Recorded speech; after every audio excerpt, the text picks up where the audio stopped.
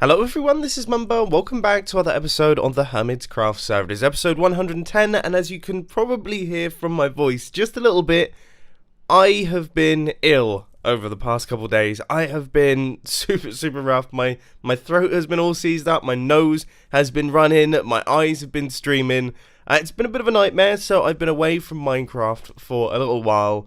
But I am very happy to have popped back onto the Hermitcraft server to have seen the Storage Wars really has taken off. So let's see what sort of bids we have going on here. So we've got 42 diamonds for the first... Oh my word, 42 diamonds for the first one. That's a lot of diamonds. We've got 64 diamonds for number 2. Holy mackerel.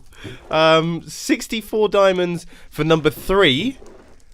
We've got 128 diamonds for number 4. What on earth? I can't even remember what's in there. In fact, actually, that's something that I'm going to get onto in a second, because I feel like that needs changing. And then also 33 diamonds for number 5. Wow, this has been a money-making scheme. There's some serious money to be made here. So I'm just going to clarify some of the rules quickly, and I've added some bits into the rule book earlier on in the week, but I thought I'd mention them here because a few people were confused down in the comment section, saying that once the player has bid, the other hermits can see how much they've bid, and then obviously they can bid more than them. And that's kind of the point. I want the other hermits to keep coming back and checking in on this place and outbidding each other, so you kind of get bidding wars going on. So I've added that into the rulebook here. So bidding wars are welcome. If you place a bid, then come back a few days later to see someone has bid more, you can then increase your bid. Highest bid at 12 PM BST wins the lot. Now, I've been thinking about how we did the opening of the things. I said to the hermits that they could only open them once. I might alter the rules so that you can only open them once per bid. So, for example, if you are planning on upping your bid, then you can open the storage container again. That might be the way to go, because otherwise people are going to forget what's in there, and then it sort of loses the fun a tiny bit. So, to all hermits watching this, and if you're not a hermit, please tell a hermit, you are now allowed to open a container every single time you place a bid on it. So say, for example, you want to place a bid on number 3, you can open the container so that you're sort of informed and reminded of what's in there, and then you can increase your bid. Hopefully that makes sense. And I'm sorry that that hasn't always been the case. As I said, I'm totally learning the ropes with this thing. This was an entirely new concept. So obviously I was trying to work out the logistics of it. Originally, I thought my original plan was a good idea, but I think that this way of doing things will just be a little bit more fun. And remember, bidding closes in 3 days' time at 12 PM BST. I've just realized this instruction book barrel totally needs to be a lectern. How have I forgotten about the lectern? I then realised why I hadn't done it after going on a bit of an adventure to get a bookshelf, but it's here now, so this is a lot smarter. This is perfect. I really like the lectern. I think it's fantastic. Anyway, moving on from Storage Wars, I could use this thing all day. I mean, just hold down the right click button and the machine does its thing. It's honestly one of the most satisfying redstone contraptions to use, I would say.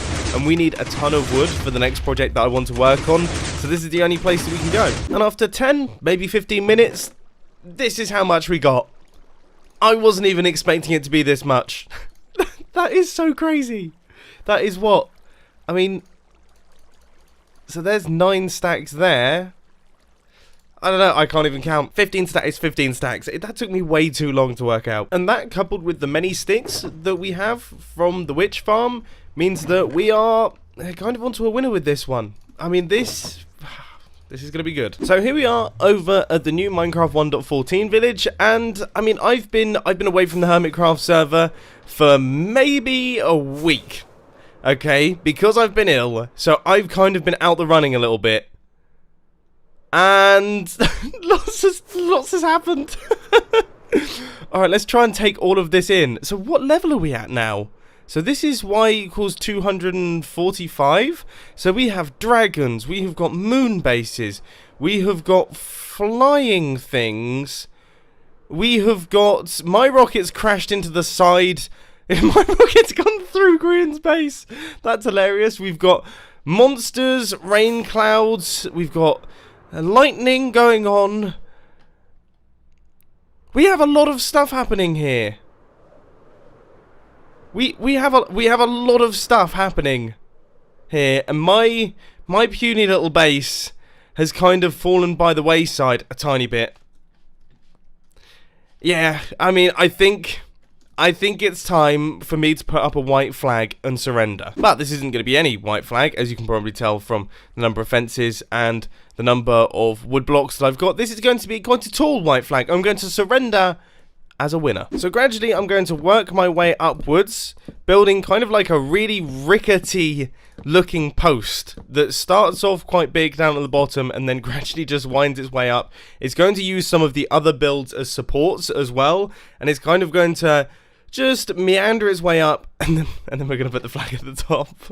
Just to be annoying, just to be a really annoying neighbour. Now, I thought the building of this would look good in the form of a super fast time lapse, and I thought while we did the super fast time lapse, I would tell you about a project that I've been working on outside of the Minecraft YouTube channel. So for those of you who don't know, one of my big passions is filming things, doing mini documentaries. I also absolutely love classic cars, and over the past couple months, we've been filming a little project that is called the Rat Pack, with 2 classic Alfa Romeos that have been, let's just say, aged gracefully. They're a little bit ratty, but they look so cool, and we've filmed a project with those cars and the owners and everything like that, and finally it has been finished. Actually, me getting ill kind of helped out because it meant I couldn't record videos, which meant that I could dedicate multiple days to actually getting this edit all finished, and I'm really proud of it, and hopefully it's going to release on Saturday at 4 PM. So if you are interested in that sort of thing, then please do check it out. I'll probably mention it again at some point in the near future. But if you're not already, make sure that you subscribe to my filming channel. I'll put a link to that down in the description. I would say that has been fairly successful. It looks very rickety. It looks like a very rickety little post. It's difficult to get a full view of it, but you can see it kind of winds its way up. It's using some of these things as supports. I don't know. That one, I feel like, I think I need to get rid of some of the curves on them, because, yeah, they don't look quite so natural. Maybe I'll even put some struts in. But one thing that we definitely need to do is the flag coming out the top. So I'm actually going to run back over to Exumavoid's little shop type thing, and we'll pick up a bunch of white wool. So I would say we're going to need maybe 3 stacks of white wool. And in the book, I have listed my reasoning as to make a massive surrender flag in the 1.14 village. I would say that's about right. I love this idea of a shop. So I built up half of the flag and then realized that it looks a bit rubbish if I don't put any wind waves in it. So I think I'm going to take it down and put some wobbles in. But I've never really built a flag before. So this is what we've got. I've added in the wind waves and things. And I mean, I wasn't certain whether or not the wind waves would have wobbles in them or whether they'd be totally uniform. It's difficult. I tried my best to do both, and this was the one that looked far better. And this is our gigantic surrender flag. So although we have surrendered the competition, okay, we are now out of the building to the build limit contest and building the biggest house. We do technically have the tallest build at this point in time, which means, as I say, we have retired as winners, and that is the most important thing. This whole building the biggest house thing, though, it did get out of hand quite fast, didn't it? I mean, look at that. As like it's a shame that I can't get this in there as well, unless obviously I stood somewhere like here. I mean, it's it's so hilarious how out of hand things got with this. It's ridiculous.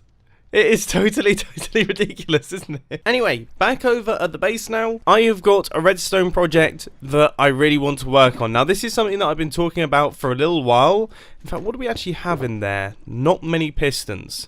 Okay, I've left all my wood and everything over at the 1.14 village. I suppose we're heading over to the industrial district, so I could farm some more. It only takes like 10 minutes. It's probably faster for me to gather up that wood than it was to actually walk to the 1.14 area and back. So I think that's the way that I'm going to do it. There's not as much space here as I was expecting. So what my plan is I want to make an automatic concrete breaker, okay? We use loads and loads of concrete on the Hermitcraft server. I am getting bored of holding down the right click and the left click button underneath the tree near my bed to gather up all my concrete. I want to automate this process, and using TNT in Minecraft 1.14 is the best way to do it. And I've just realized actually we've got a lot of space back here.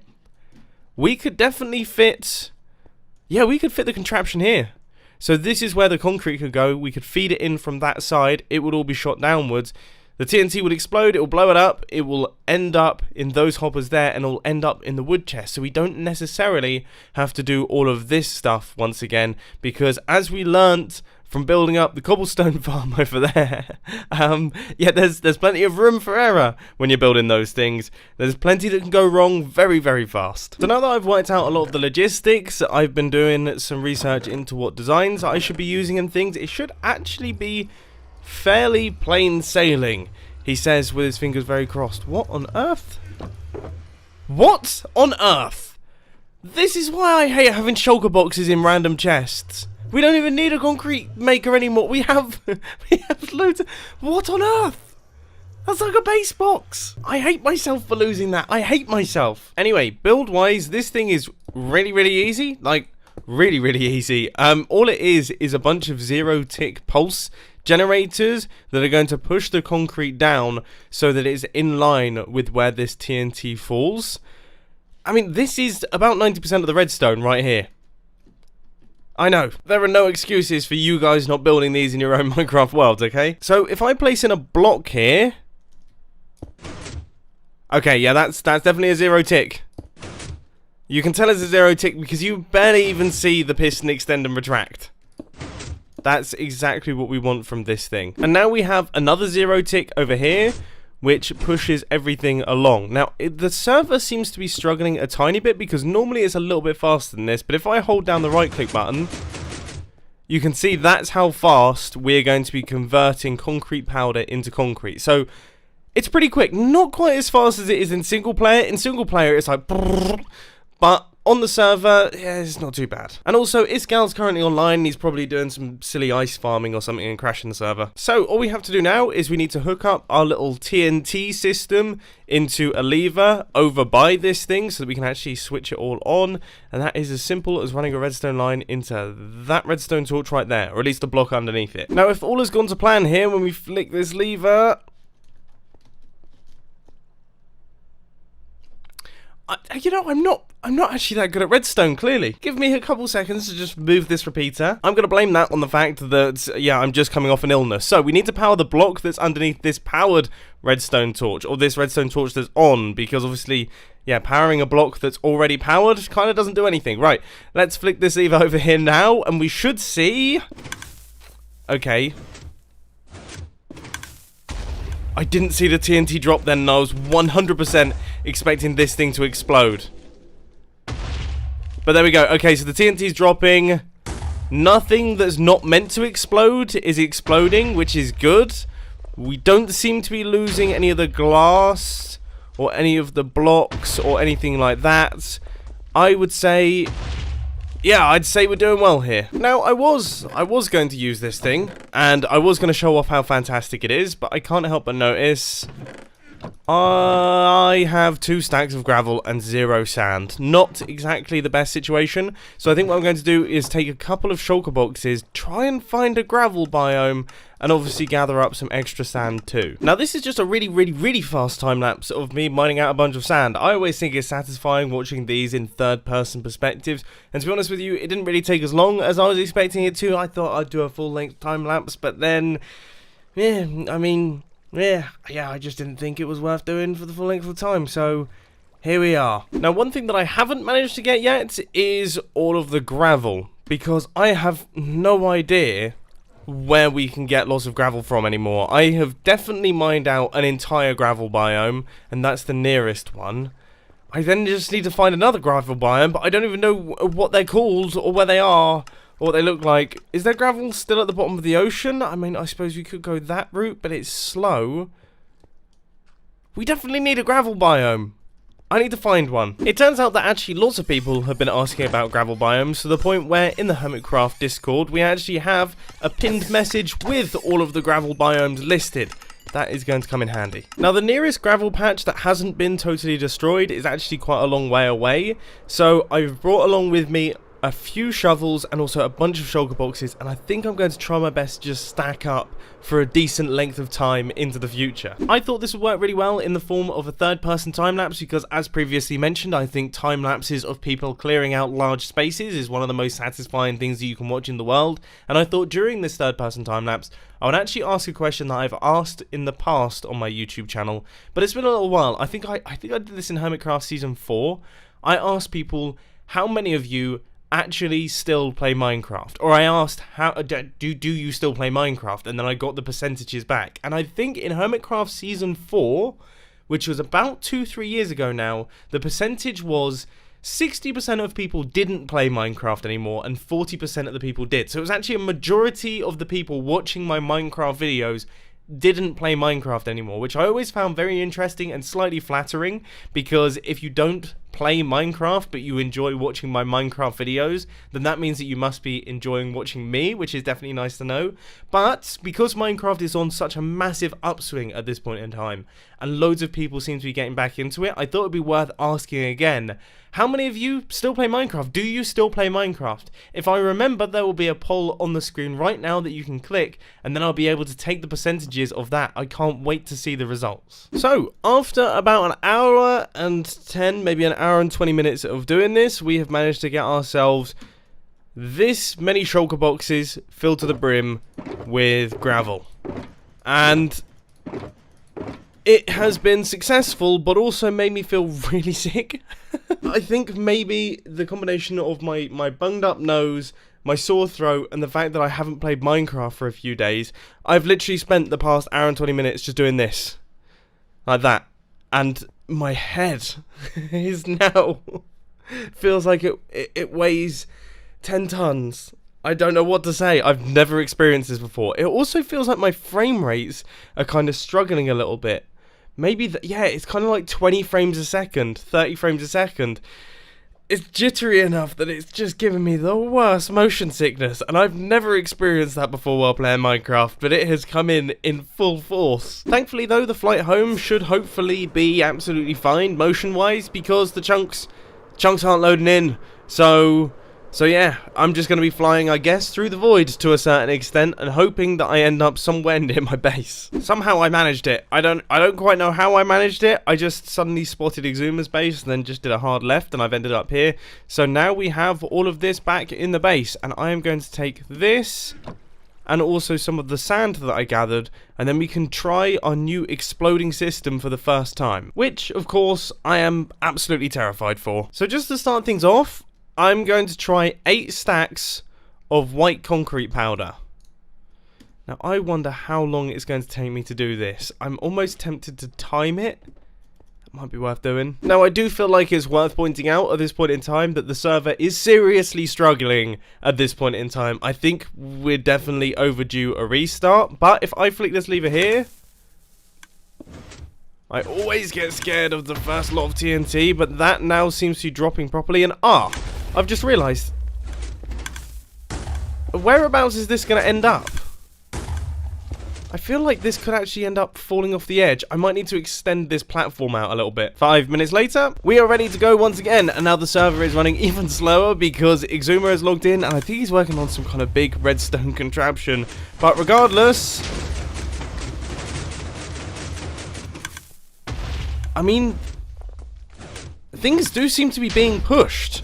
It's kind of difficult to tell what's going on, and occasionally that happens where it locks up.